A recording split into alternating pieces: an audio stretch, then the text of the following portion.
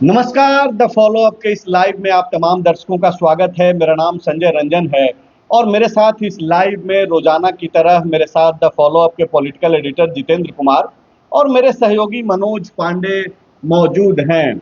Caption आप पढ़ लीजिए। दरअसल 18 तारीख को राज्यसभा के 2 सीटों पर होने वाले मतदान को लेकर के अब बातचीत शुरू हो गई है। आपको यह मालूम है कि नामांकन को लेकर के चल रही लड़ाई के बाद अब यह स्पष्ट हो गया है। नामांकन वापसी की कल आखिरी तिथि थी और अब 3 उम्मीदवार जो है मैदान में हैं। एक कांग्रेस के, एक झारखंड मुक्ति मोर्चा के और एक निर्दलीय जो भाजपा पूरी एनडीए के समर्थित उम्मीदवार के तौर पे हैं। लड़ाई अब दूसरे नंबर की सीट पर होनी है जिसमें प्रणव झा को चुनौती परिमल नाथवानी दे रहे हैं। परिमल नाथवानी लगातार चर्चा में हैं। कल कांग्रेस पार्टी के नेता राहुल गांधी ने भी उनका जिक्र किया और कल ही एक तस्वीर निकल करके सामने आई जिसमें परिमल नाथवानी प्रधानमंत्री नरेंद्र मोदी के साथ दिखाई दिए। अलग अलग तरीके से बातचीत हो रही है। सोशल मीडिया पे भी वैसे लोग जो इस आंकड़े की जादूगरी को नहीं समझते हैं, बारीकियों को नहीं जानते हैं, वो लोग भी आंख बंद करके यह दावा कर रहे हैं कि परिमल नाथवानी दूसरे सीट पे जीतेंगे। अब यह भरोसा कैसे आन पड़ी है? परिमल नाथवानी को लोग लेकर के लोग इतने एश्योर क्यों हैं? उसके पीछे की क्या वजह है? और ये तीसरी दफा जब परिमल नाथवानी बतौर निर्दलीय उम्मीदवार झारखंड में अपनी किस्मत आजमा रहे हैं, तो ऐसे में सवाल अब यह उठ रहा है कि 18 तारीख को वो कौन लोग हो सकते हैं जो परिमल नाथवानी को मदद करेंगे। आपको याद है कि 2 दफे 2008 में और 2014 में परिमल नाथवानी ने जीत का आंकड़ा अपने पक्ष में कर दिखाया है और इसी झारखंड से 2008 और 2014 में राज्यसभा सांसद बन करके दिल्ली जा चुके हैं। परिमल नाथवानी की जो ये रणनीति रही है बीते 2 चुनाव में और इस बार के चुनाव में जो रणनीति वो अपना रहे हैं, इससे दूसरे लोग जो इस चुनाव से बहुत ज़्यादा वास्ता नहीं रखते हैं वो तो आश्वस्त हैं ही, लेकिन परिमल नाथवानी के इस आत्मविश्वास के कारण कांग्रेस पार्टी सहमी हुई भी दिखाई पड़ रही है।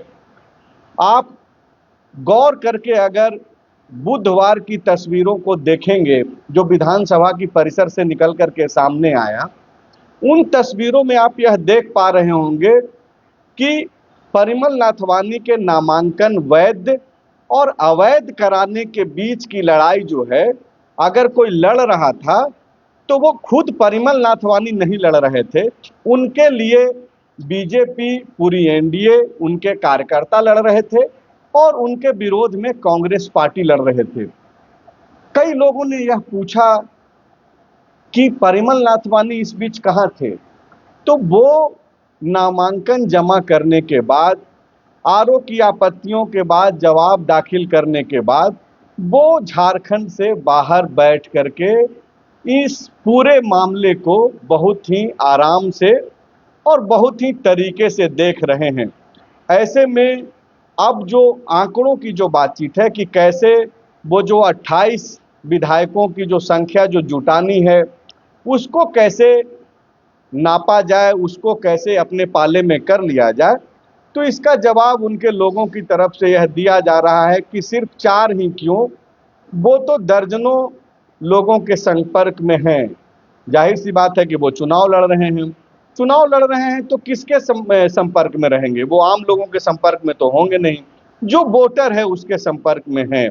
तो आज हम लोग यही बातचीत कर रहे हैं कि आखिरकार जीत के लिए परिमल नाथवानी की नजरें किन पर आकर के टिक गई हैं, कौन वो हो सकते हैं जो उनके लिए मददगार हो सकते हैं, और कांग्रेस जिस तरीके से सहमी है इससे उबरने के लिए, निपटने के लिए वो क्या क्या कर रही है। तो सबसे पहला सवाल सर आपसे है, और सवाल ये है कि ये जिस तरीके से आश्वस्त नजर आ रहे हैं परिमल नाथवानी, खबरें ये हैं कि वो 16 तारीख को आएंगे मतलब कि मतदान के ठीक 2 दिन पहले, तब जबकि जिनके पास आंकड़ा है वो डरा हुआ है, सहमा हुआ है, उनकी पार्टी सहमी हुई है, और जिनके पास आंकड़ा नहीं है यानी कि परिमल नाथवानी, वो आराम से जो है इस चुनाव को दूर से देख रहे हैं और वहीं से उनके लोग यह श्योर कर रहे हैं, दावा कर रहे हैं कि जीतेंगे तो वही।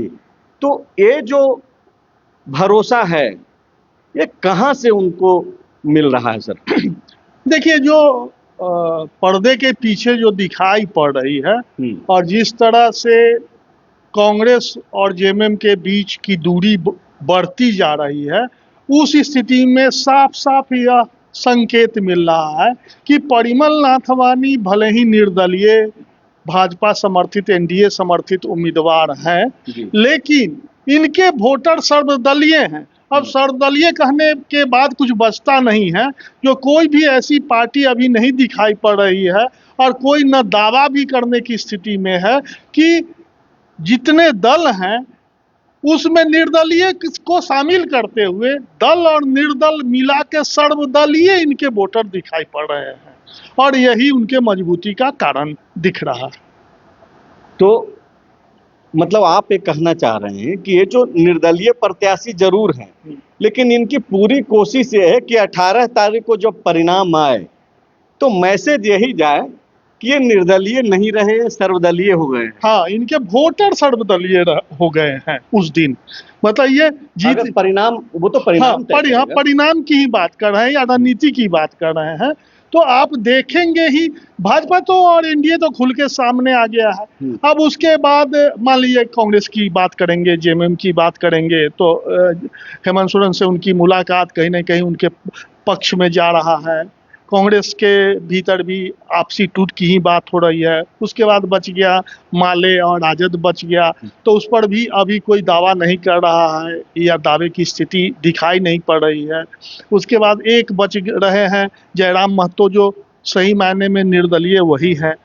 तो हम जिस प्रकार से देख रहे हैं उसमें सारे के सारे दलों में कहीं ना कहीं नाथवानी के समर्थक दिखाई पड़ रहे हैं और उसके कई कारण हैं। उन कारणों की ओर मतलब स्पष्ट करना उसको ठीक बात नहीं है, अच्छा नहीं है, लेकिन कहीं संबंधों के आधार पर, कहीं दूसरे कारणों से, कहीं प्रभाव के कारण, कहीं आज के डेट में जो प्रधानमंत्री अमित शाह से उनकी जो नज़दीकी है उन कारणों से, मतलब हर तरह से उनका ये माहौल बनते जा रहा है या बनता हुआ दिखाई पड़ रहा है या इसकी लोग चर्चा कर रहे हैं। देखिए, जो दर्शक लगातार इस खबर पे नजर रख रहे हैं, इस पूरे राज्यसभा चुनाव पे, तो आप देखिए कि परिमल नाथवानी कर क्या रहे हैं। झारखंड में वो सिर्फ काम से आ रहे हैं, जब नामांकन भरना है तब, जब कोई मैसेज देना है तब। आप देखिए कि ये पूरा जो संदेह कांग्रेस पार्टी के भीतर जो पैदा हुई है और पूरे महागठबंधन के भीतर जो संदेह पैदा हुई, उसके पीछे परिमल नाथवानी जिस तरीके से शानदार तरीके से जो परसेप्शन क्रिएट करते हुए आगे बढ़ रहे हैं, वो एक बड़ी वजह है। राजधानी रांची में वो आते हैं, मुख्यमंत्री हेमंत सोरेन से मुलाकात करके चले जाते हैं, कुछ नहीं बोलते हैं। हेमंत सोरेन की तरफ से कोई तस्वीर भी नहीं जारी की जाती है। हेमंत सोरेन बाकायदा प्रणव झा जो कांग्रेस के उम्मीदवार हैं उनके नामांकन के दौरान खड़े रहते हैं। सीएम हेमंत की पत्नी प्रस्तावक बनती हैं। बावजूद इसके तब जबकि झारखंड मुक्ति मोर्चा, कांग्रेस, राजद और माले, चारों दल के जो नेता हैं वो बोल रहे हैं कि हम लोग इंटैक्ट हैं, महागठबंधन के पक्ष में इंटैक्ट हैं, तब भी ये जो संदेह, जो डाउट जो क्रिएट हुआ है, जिसका जवाब अब तो 18 को ही मिलना है, उस बीच बातचीत होगी और बातचीत होनी भी चाहिए। तो आप देखिए कि कैसे परसेप्शन क्रिएट कर रहे हैं नाथवानी। कल एक जो तस्वीर निकल करके आई, वो प्रधानमंत्री मोदी से मिल करके उन्होंने एक तस्वीर जो है जारी की। अब आप देखिए कि परिमल नाथवानी के लोग क्या मैसेज दे रहे हैं। वो दरअसल मैसेज वो ये दे रहे हैं कि चाहे कोई भी जो पावरफुल लोग हैं उनके पास एक्सेस परिमल नाथवानी का सीधा है। मतलब कहीं भी कोई ऐसा नहीं है कि बीच में कोई मीडिएटर है। परिमल नाथवानी इन तस्वीरों के जरिए यही मैसेज दे रहे हैं कि हम वो शख्स हैं जो कि चाहे स्टेट हो या सेंटर, जो शीर्ष के लोग हैं उन तक मेरी सीधी पकड़ है। ये भी एक कहीं ना कहीं, चूंकि मेंटल वार चलना है, 2-3 दिनों तक आप देख पा रहे होंगे कि के राजू जो प्रभारी, जब तक कि भूपेश बघेल कांग्रेस के जो ऑब्जर्वर यहाँ पे हैं, पूर्व मुख्यमंत्री रहे हैं छत्तीसगढ़ में, वो जब तक कि बीच में मीडिएशन का काम नहीं किए, तब तक कांग्रेस पार्टी के बड़े नेता, यहाँ के अध्यक्ष और प्रभारी मिल नहीं पा रहे थे। तो एक परसेप्शन मेकिंग के नजरिए से भी अगर देखें तो परिमल नाथवानी मेंटल वार में भी कांग्रेस से अभी फिलहाल तो आगे जरूर दिखाई पड़ रहे हैं।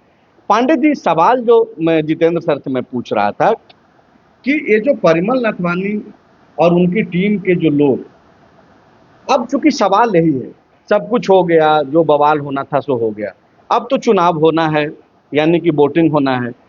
तो ये जो 28 या फिर उससे ज्यादा की जो इच्छा उनके लोग जो जैसा जाहिर कर रहे हैं कि भाई हमारा तो इतना हो सकता है, 30 प्लस हो सकता है, ऐसे हो सकता है, तो ये कैसे, किन लोगों के पास वो संपर्क कर पा रहे होंगे, उसका आधार क्या आप देख पा रहे हैं?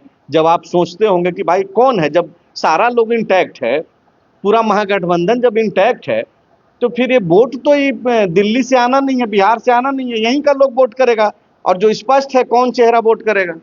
एक तो है कि जो परिमल नाथवानी के लोग हैं वो कॉन्फिडेंट हैं। हाँ। तो दो चीज होती है, या तो वो मतलब ओवर कॉन्फिडेंट है या गलत फहमी पाल लिया है, या दूसरा ये है कि नहीं कॉन्फिडेंट है तो सही कॉन्फिडेंट है, जो बोल रहे हैं वो मीन कर रहे हैं। अगर वो गलत कॉन्फिडेंट है तब तो फिर 18 तारीख को वो वापस चले जाएंगे बिना सर्टिफिकेट लिए। लेकिन अगर वो जो कह रहे हैं उनके लोग कि हम तो जीत रहे हैं, 33 प्लस वोट आ रहा है, 36 भी पार कर जाएंगे, तो इसमें सोचने का बात है कि वो किसको कोई आदमी आएगा, आए तो किसको देखेंगे, जिसको परिमल नाथवानी जानते हैं पहले से। झारखंड में बहुत सारे लोग हैं उनको जानने वाले, मतलब माननीय। तो 2008 से लेके अभी तक जो विधायक बने उनसे उनका संपर्क गाहे बगाहे रहा है। तो जिनसे उनका प्रगाढ़ संबंध पहले भी रहा है, हर तरह से उनको पहले खोजा होगा। फिर 2014 में उनके जो सारथी बने उनको खोजा होगा। अब रही बात कि इन सब को जोड़ के भी अगर आंकड़ा संतोषजनक नहीं आएगा तो हो सकता है कि आपको परिमल नाथवानी तेजस्वी जी के साथ भी फोटो डाल दें। उनको मिलने के लिए क्या है, कहेंगे मिलना चाहते, चाय पीना चाहते आपसे, आइए, कौन मना करेगा भाई, आप उम्मीदवार हैं, आइए अपनी बात रखिए। तो वो ऐसा माइंड गेम खेल सकते हैं। अब रही बात कि सब कुछ तभी होगा, चोर चाहे 50 हो मोहल्ला में, अगर घर मजबूत रहेगा तो कोई दिक्कत नहीं।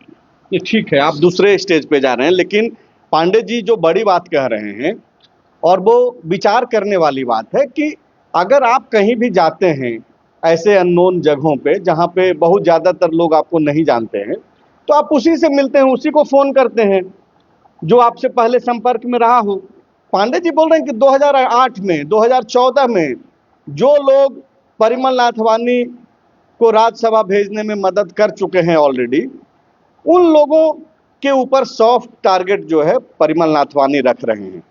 और इसके साथ ही साथ जो खबरें हैं कि बाकी वैसे लोग जो नए जीत करके आए हैं उन पर भी परिमल नाथवानी और उनके टीम के लोगों की नजर है। पांडे जी देखिए, सिर्फ जो उनको 8 और 14 में मदद किए थे वो तो एक मतलब अपना पक्ष में ही है, परिमल जी मान रहे होंगे या उनकी टीम मांग रही होगी। दूसरा ये है कि इस बीच में भी तो बहुत लोग मिलते जुलते हैं ना, बड़े लोगों का संबंध होता है आपस में।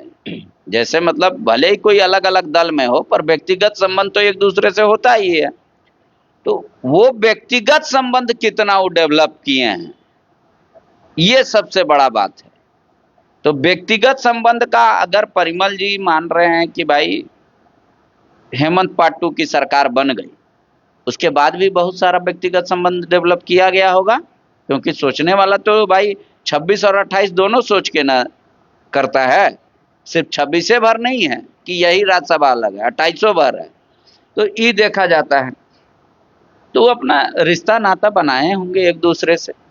मतलब आप ये बोल रहे हैं कि परिमल नाथवानी कोई पॉलिटिशियन तो है नहीं, लेकिन वो इन पॉलिटिशियंस को पानी तो जरूर पिलाए हुए हैं। आप देखिए 2 दफे निर्दलीय झारखंड जैसे जगहों पे पानी पिलाना, अगर गलत शब्द का अगर मैं इस्तेमाल कर लिया तो इसको ऐसे बोला जा सकता है कि साधने में तो माहिर हैं, हाँ, और अगर नाथने में माहिर बोल दें, नाम भी इनका नाथवानी है। अरे भाई वो तो ऑलरेडी है, पूरा इंडिया जानता है। वो अपना एक योजना बनाते हैं और उसको इम्प्लीमेंट करते हैं, तभी वो बिजनेसमैन बने हैं इतने बड़े। तो इसका मतलब राजनीति में भी हो चाहे कुछ में भी हो, जैसे आप भी बनाते हैं ना रणनीति कि भाई अगर आपको कुछ खाना है तो आप पहले बाजार से खरीदते, तो ये क्या रणनीति का हिस्सा है। फिर अपने मेड को बोलते हैं बनाओ और तब खाते हैं। तो परिमल जी अच्छे साधक हैं, अच्छे नाथने वाले हैं, क्योंकि उनके दिमाग में एक क्रिएशन आया कि इसका फैक्ट्री लगाएंगे, फिर उसका इम्प्लीमेंट करके उसको बड़ा कर देते हैं। तो साधने में तो कलाबाज हैं, 2 बार का इतिहास भी है झारखंड का, इसके अलावा भी कई स्टेट से वो राज्यसभा बने हैं मेंबर। तो वो हर मतलब साधने में तो नाथवानी अपने नाम के एकदम ट्रू कॉपी है कि नाथ लेते हैं किसी को। अब है कि नाथाता कैसे, तो आधार क्या होगा, आधार क्या होगा। तो एक टेंसाइल लिमिट शब्द होता है टूटने का, कि हर कोई कहीं ना कहीं जाके टूटता है, समझे। एक सीमा होती है। वजन कितना है पड़ेगा, मान लीजिए सोने का तार एकदम पतला बन सकता है, पर लोहा का तार एकदम पतला नहीं बन सकता, चांदी का तार थोड़ा और पतला बन सकता है। तो सबका अपना अपना लिमिट है टूटने का। कोई किसी बात पे टूट सकता है, कोई किसी बात पे टूट सकता है। नाथवानी जी बोल रहे हैं कि इस धरती के कलयुग का जितने टूटने का औजार है, उस सब औजार मेरे पास है। आप बताइए आप किस तरह से मेरा मदद लेना चाहेंगे। तो अगला सवाल फिर से मेरा वही है कि तो क्या ये जो मैं जो बोल रहा था कि तस्वीरों के जरिए ये जो परसेप्शन मेकिंग जो किया जा रहा है, या फिर वोटरों के ऊपर एक तरीके से मेंटली उनको ये किया जा रहा है कि आप देख लो भाई, एक उम्मीदवार वो और एक उम्मीदवार मैं।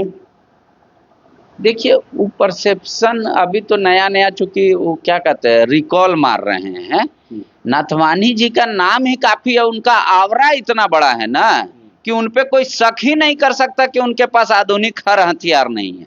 यह सर्वविदित है, जैसे सूरज को नहीं बताना पड़ेगा कि हम गर्म हैं और पूरे धरती को रोशनी देते, पेड़ पौधा हमसे खाना बनाते हैं, इस सर्वविदित है। पर ये सिर्फ रिफ्रेशमेंट है, हाई टी, कि भाई देख लो एक बार फिर से। सर ये जो पांडे जी बोल रहे हैं कि ये सर्वव्यापी है, मतलब एक तरीके से अगर देखा जाए तो मतलब एकदम ठेठ शब्द में कि उनका भौकाल ऐसा है कि सामने वाला जो है पहले ही से डर से हमसा गया है। अब मेरा जो सवाल है सर, अब वो ये है कि क्या कांग्रेस पार्टी ये जो सहमी हुई दिखाई पड़ रही है, परिमल नाथवानी के इस भौकाल से जो हड़बड़ाई हुई है, परेशान दिख रही है, क्या कांग्रेस को अब परिमल नाथवानी को नज़रअंदाज करते हुए सिर्फ और सिर्फ जो बाकी के जो घटक दल हैं उन पे फोकस करना चाहिए? अब एक जो औरा में अगर देख करके ये लोग जो परेशान हो रहे हैं, कांग्रेस पार्टी के नेता परेशान दिख रहे हैं, चाहे कांग्रेस पार्टी जो हताश दिख रही है, हालांकि पार्टी से सवाल पूछेगा तो बोलेगी कि नहीं ऐसी कोई बात नहीं है, लेकिन तस्वीरों में बयानों में तो सब दिख ही रहता है ना। देखिए भौकाल दिखना और वो प्रमाणित होना, दोनों में थोड़ा फर्क है। प्रमाणित तो सर 18 को ही होगा। नहीं, प्रमाणित आप थोड़ा सा पीछे जाके देखें, जिस तरह से अब ये दोहरा रहे हैं, सिर्फ पब्लिक जानती है, जो जिस तरह से गौरव वल्लभ का को टिकट नहीं मिला और नाथवानी ने टिकट लेके दिखा दिया, ये प्रमाणित किया अपने भौकाल को। उसी तरह आप देखे होंगे उस दिन नामांकन रद्द कराने के मुद्दे पर भी आप देखे जो मतलब जवाब देने के साथ चार्टर से उड़ गए दिल्ली। मतलब यहाँ लोगों के मुंह में ओठ सूख रहे थे उस दिन कांग्रेसियों के बीच, जो बड़े बड़े नेता थे, और वो दिल्ली या मुंबई जहाँ भी उस दिन रहे हों वो निश्चिंत थे। तो उसके बाद कल जिस तरह से प्रधानमंत्री से जाकर मिले, न सिर्फ अपने और सर, वित्त मंत्री ने जो आरोप लगाया कि आरओ ने नया फॉर्म ले लिया, हाँ, जिसको राहुल गांधी ने ट्वीट में भी लिखा है, जो तो परिमल नाथवानी जो भौकाल दिखा रहे हैं, औरत दिखा रहे हैं, वो तो वाकई में सर आप ठीक बोल रहे हैं कि उसको स्थापित भी कर रहे हैं। और इससे वही जो राहुल गांधी, तो अब क्या किया जाए? कांग्रेस क्या मतलब डर जाए, या फिर जो आंकड़े हैं जो उसके आंकड़े हैं? देखिए, ऐसा नहीं है कि मतलब बाद में कोई दोस्ती हुआ है, दोस्ती हुआ और उसके बाद ये आंकड़े आए हैं इसके दो गठबंधन के पक्ष में, तो उन आंकड़ों को ही क्यों न समेटा जाए इमोशनली, प्रेम से, शांति से?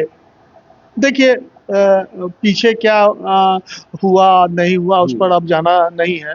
हम कल से ही दोहरा रहे हैं, जो कांग्रेस का अब एक ही सीधा रास्ता दिखता है हमको, क्यों न क्यों बार बार वही दिखता है। जो कांग्रेस के जो दिग्गज नेता हैं दिल्ली में बैठे हुए हैं, राहुल गांधी हो, मल्लिकार्जुन और अर्जुन हो, खड़गे हो, और आपका केसी वेणुगोपाल टाइप के जो बड़े नेता हैं, उनको आपको किसी न किसी तरह से हेमंत सोरेन के साथ बैठ के रणनीति को अंजाम तक पहुंचाने की कोशिश करनी होगी। इसके अलावा हमको कहीं कोई तीसरा रास्ता नहीं दिखता। बचाएंगे हेमंत सोरेन? हाँ बिल्कुल, और कहीं नहीं दिखता। हेमंत सोरेन अपना साथ देंगे, और जो फिर परसों प्रेस कॉन्फ्रेंस हुआ उसमें भी जिस तरह से सब अकेले अलग अलग डफली बजा रहे हैं, तो इससे कैसे हम कह दें जो प्रणव झा का रास्ता बिल्कुल शांत है और उनमें जो मतलब मायूसी दिख रही है, इसको हम कैसे कह दें जो उनका चेहरा बहुत खिला हुआ है और वो हंस रहे हैं?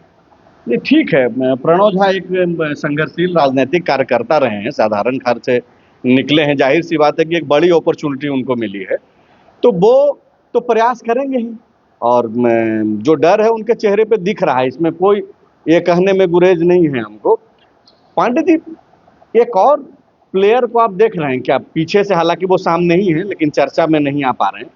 बाबूलाल मरांडी जिस तरीके से जो बोल रहे थे कि भाई हम प्रत्याशी देंगे, जीतेंगे भी, बाद में उन्होंने रणनीति बदल ली और बोला कि नहीं भाई हमारे पास तो संख्या ही नहीं था, तो हमने ऐसा ये नहीं किया। ठीक है, राजनीति में जो भी अपना वो बोले, लेकिन आप ये देखिए, गौर करने वाली बात है कि जिस तरीके से बाबूलाल मरांडी विधानसभा परिसर में एकदम अगर कहा जाए तो खूंटा गाड़े हुए थे, जब परिमल नाथवानी का नामांकन वैध हो गया उसके बाद मीडिया में बयान दे करके उसके बाद वो उठे, नहीं तो तब तक मैंने लग रहा था कि जैसे बीजेपी लड़ रही है, बाबूलाल मरांडी एकदम अपनी इच्छा से किसी को दिए हैं और वही चुनाव लड़ रहे हैं। अरे तो चारा क्या है बाबूलाल जी के पास? आप ऐसा बोल रहे हैं। बाबूलाल जी देखिए, आदित्य साहू जी लेके गए यहाँ का नाम, वहां देखा पेपर, बोला ठीक है बताएंगे बताएंगे बताएंगे, करते करते हो गया कि भाई कल तो लास्ट डेट है नॉमिनेशन का, बता देंगे रात 12 बजे तक। जब नाथवानी जी लैंड कर गए झारखंड की धरती पर, तब बताया गया कि समर्थन दे देना है। अब जब पार्टी का आला नेता ही तय कर दिए कि समर्थन दे देना है, तो बाबूलाल जी तो निश्चित तौर पे योद्धा की तरह खड़ा रहेंगे कि तन मन धन सबसे समर्थन है हमारा।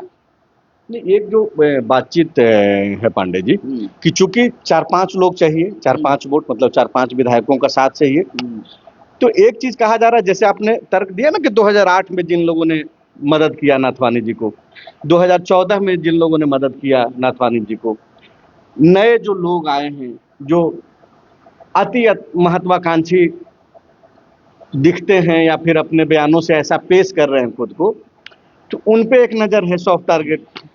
क्या ये जो चर्चा है कि बाबूलाल मरांडी चूंकि एक पॉलिटिकल पार्टी भी पहले चला चुके हैं, रन किए, कई विधायक जीता, पार्टी से कई नेता निकले, बाबूलाल मरांडी को भी एक अलग से टास्क दे दिया गया है कि वैसे लोगों के ऊपर सॉफ्ट टारगेट रखिए, मतलब ऐसी बातचीत चल रही है, क्या ऐसी खबरें हैं? मेरे पास कोई खबर नहीं है, क्योंकि बाबूलाल के खेमे में बस 2 तीर बचा था, बंधु तीर की अप्रदीप जी। फिलहाल वो लोग बाबूलाल जी की बात नहीं मानने वाले, चाहे बाबूलाल जी कैसे भी मनाने का कोशिश करें। ठीक है, मैं इतना श्योर हूं। अब रही बात कि बाबूलाल जी झारखंड जिस दिन रात में शपथ ग्रहण हो रहा था तब से लेकर अभी तक एक ही मात्र शख्स है जो कंटिन्यू राजनीति में है और सब पे नजर है। जितने आपके सितारे टिमटिमा रहे हैं झारखंड में, सब कभी ना कभी उन्हीं के घर में पैदा हुए नए, समझे। तो बाबूलाल जी ऐसा नहीं है कि इस खेल उनको नहीं आता है, इस खेलने का तो खिलाड़ी है ही, वो यूज नहीं करते हैं कला को। अब इस बार आया है कला यूज करने का, तो बाबूलाल जी ने इसको अवसर के तौर पे लिया है, चुनौती के तौर पे लिया है। तो वही तो मैं पूछ रहा था पांडे जी, जो अभी आप बोल रहे हैं खारिज करने के बाद, तो कि इसको चुनौती के अवसर के तौर पे बाबूलाल जी ने लिया है। हाँ कि इस बिल्कुल, बार कुछ तूफानी करते हैं। हाँ निश्चित तौर पे भाई। अच्छा आप क्या चाहिएगा, एक बार सरकार यहाँ नहीं बन पाई तो कम से कम ही मैसेज तो नहीं जाए ना दिल्ली कि हम कमजोर हो गए। वाकई में सरकार नहीं भी बन के आई तो भी हम एक सांसद भेज सकते हैं, इतना मजबूत है। राष्ट्रपति चुनाव में तो बीजेपी अपना मीटर उठाया ना कि भाई हमको यहाँ जितना वोट नहीं है उससे भी ज्यादा वोट मिला हमको, तो उसी तरीके से राज्यसभा में आदिवासियत के नाम पे गया पांडे जी, उसमें कहा मतलब बीजेपी की क्या भूमिका थी उसमें यहाँ, और वो भी झारखंड बीजेपी की क्या भूमिका थी।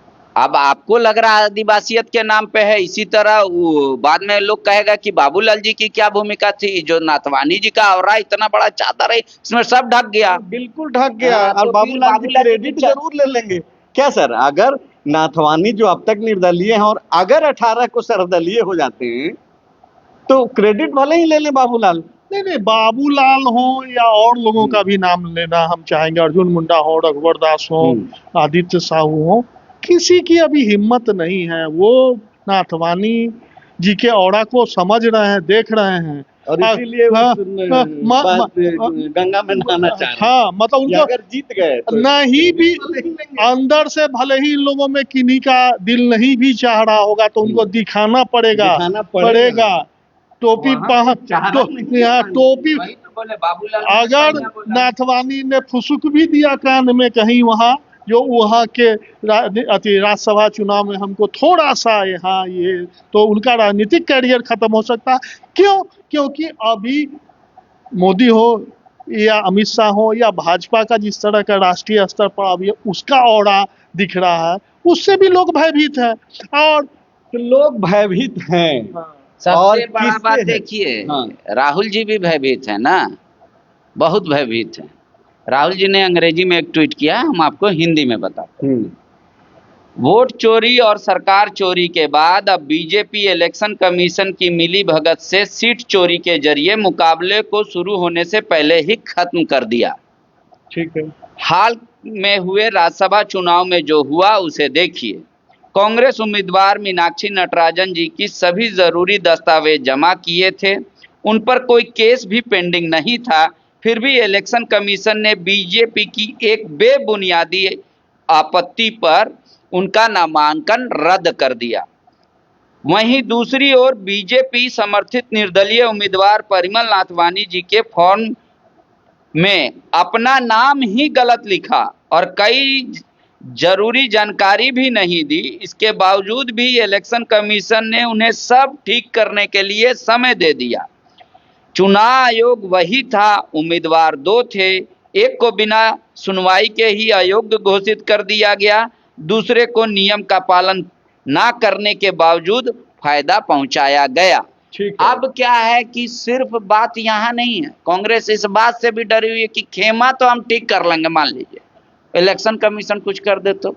चलिए ठीक है, अब लाइव लंबा हो रहा है, लेकिन पांडे जी ने जो बात कही कि राहुल गांधी डरे हुए हैं, और उसके बाद जो राहुल गांधी की बात को आप लोगों तक पहुंचाया पांडे जी ने, तो उसको डर नहीं कहा जा सकता है। जो आदमी सवाल कर रहा है फिर वो डर कहाँ रहा है। राहुल गांधी ने सवाल उठाया है। परिमल नाथवानी के औरा को देखते हुए झारखंड में कांग्रेस के लोग जरूर सहमे हुए दिखाई पड़ रहे हैं, जैसा कि जितेंद्र सर भी बोल रहे हैं। और अब चूंकि 18 तारीख के रात शाम में ही जो है स्पष्ट हो पाएगा कि थोड़ा सा ठीक है। और जैसे राहुल गांधी डरे हुए नहीं है, मतलब जो, लेकिन उनका जो कि पांडे जी ने कहा था तो इसलिए हाँ, लेकिन उनका जो ट्वीट है, वो जो ट्वीट का एक दो शब्द जो हम समझ पाए हैं कि वो रन छोड़ रहे हैं। ये हाँ, रन छोड़ना और उम्मीद छोड़ना। हाँ, मैं रन वो बोले, लिख रहे हैं ना, जो चुनाव से पहले ही वो मतलब मैदान, क्या शब्द वो बोले, नहीं, वो तो व्यवस्था पे सवाल खड़ा कर रहे हैं। आप क्या किए? अभी तक इलेक्शन कमीशन क्यों नहीं गए? ट्वीट पर राजनीति होगी। वहाँ इलेक्शन कमीशन में कोई सुन रहा है? आप सुप्रीम कोर्ट आपके ठीक है, चलिए, लंबा हो रहा है लाइव अब। तो कुल मिलाकर के 18 तारीख तक इंतजार कीजिए। हम लोग झारखंड के मुद्दों पे ही बातचीत कर रहे हैं और देख रहे हैं कि दरअसल चल क्या रहा है।